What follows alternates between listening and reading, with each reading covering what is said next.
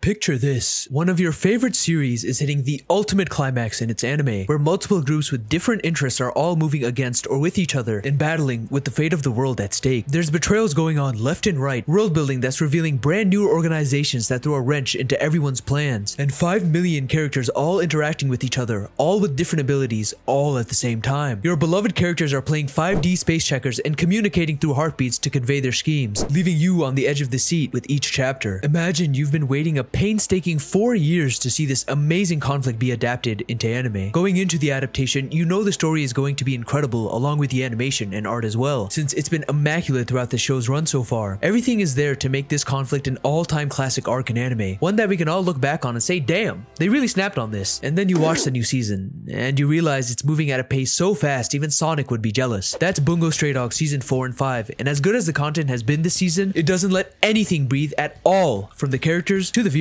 Despite all of this, some way, somehow, it's been an absolute wild ride, and a really fun one at that. Minor spoilers for season 4 and 5 of Bungo Stray Dogs. It's kinda hard to show clips without the first trailer reveal, so listen to this in the background if you haven't seen the new seasons yet. If you haven't watched Bungo Stray Dogs yet, what are you doing? Go watch it! Everyone's favorite superpowered author anime meant for literature nerds is back on the menu after almost half a decade since its wildly successful season 3, and coming into this season, I was extremely excited. I hadn't read Bungo Stray Dogs manga in a while due to its monthly serialization schedule and the fact that so much is going on in this arc that every time a new chapter drops, I gotta revisit the board and connect all the dots to figure out how the fuck Dazai is gonna unalive himself this time. Plus, Bungo Stray Dogs' anime adaptation is famous for being extremely good, as it's packed with well choreographed action and set pieces, accompanied by art that's simply stunning. The season starts off by covering the untold origins of the detective agency light novel, which goes over how Fukuzawa and Ranpo met, and how the armed detective agency was formed. I really like how this was adapted, with everything being black and white to show Ranpo's state of mind when he met Fukuzawa. Everything bursting into color when Ranpo first got his glasses was a really nice touch and really conveyed how much Fukuzawa and Ranpo mean to each other, and how they essentially saved each other from tragic lives. Up till the 3rd episode, I was really happy about where season 4 was going, until Max Verstappen took the wheel and floored it starting with the next episode. Let me reiterate, there's a lot that goes on in season 4 and it starts zooming almost immediately after returning to the manga content. We meet Mushitaro and get a hilarious taxi conversation with him and Ranpo that didn't feel too rushed, but right after, we get dogpiled with information about the antagonist group that Dazai's new bestie, Fyodor, is a part of. The Angels of Decay are introduced as a small, extremely powerful and cunning force of ability users that's looking to enact their fanfiction onto the planet using a mystical page. We get introduced to the crackhead clown known as Gogol, and instead of getting to see his mannerisms and get more familiarized with him, we watch him get sliced in half, and before the viewer can even blink, the detective agency is suddenly the #1 target of Japan due to being framed as terrorists. I know this kickstarts the huge conflict, but couldn't we have gotten a little more time with Gogol before the big reveal? This problem persists throughout the season, but I'll talk more about it later. Right after this, we're introduced to the Hunting Dogs, which are an elite task force assembled by Fukuzawa's old friend, made up of 5 pit bulls with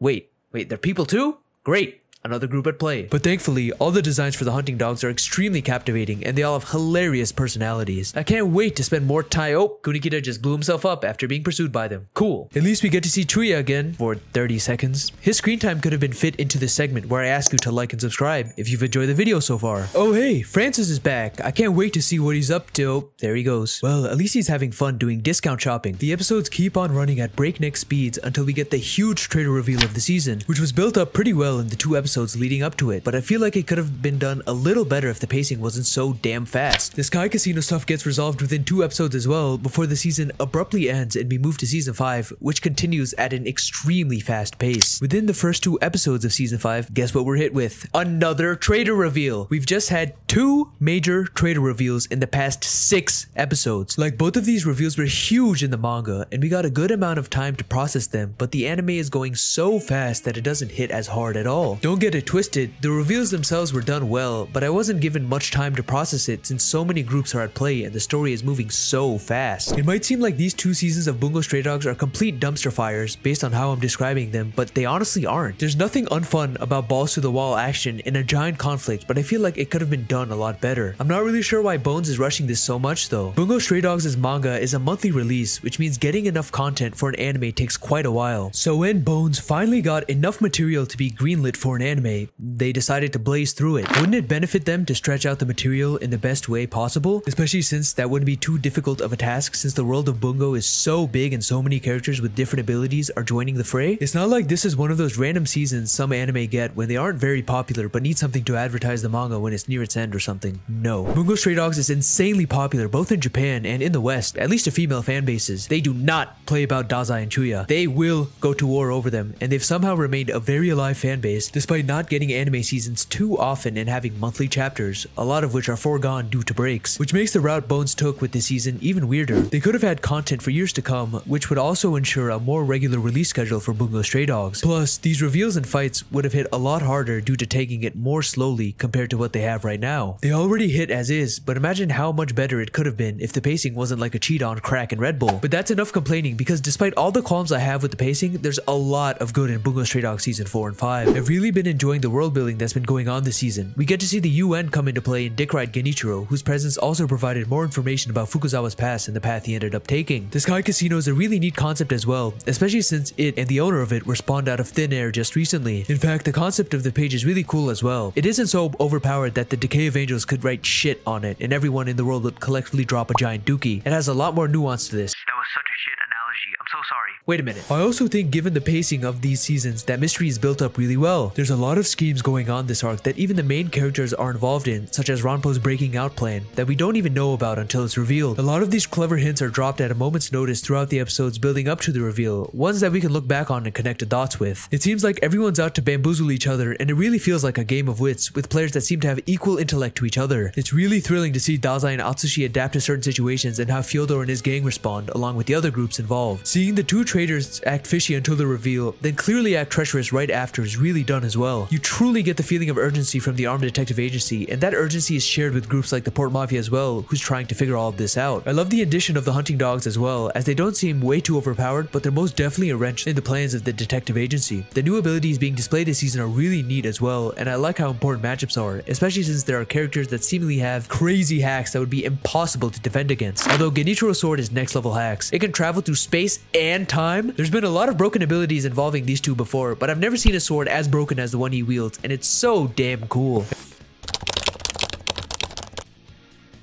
As for the anime itself, production is incredible as always. Takuya Igarashi remains as director for Bungo Stray Dogs season 4 and 5, and the anime retains the signature style it's built up ever since season 1 back in 2016. Nobuhiro Arai returns as character designer and chief animation director for most of season 4, and their excellent work is evident here. Corrections are consistently very strong, and you can see why Arai has been handling these roles for every single season. Composition and art are extremely well done as well, with Tsuyoshi Kambayashi and Yumiko Kondo handling those roles respectively. Seriously, season 4 and 5 have insanely good looking set pieces with jaw-droppingly good lighting. Two characters simply having a conversation looks absolutely stunning due to how good the art and compositing is. Takanori Yano is on the production as well, having recently worked on Skip and Loafer and going on Bungo Stray Dogs to direct its best episodes in season 4. Fights are extremely well done, especially Atsushi and Akutagawa's team up on the ship again. Overall, I've been enjoying these seasons of Bungo Stray Dogs, but I know the content could have been a lot better if they weren't going so fast and they took their time. Still, it's a good time regardless, although if you're expectedly confused, I'd recommend reading the manga. Have y'all watched the new season of Bungo Stray Dogs? What do you think of it? If you have any other manga or anime recommendations for me, leave them down below and I'll try to check them out. Have a wonderful day.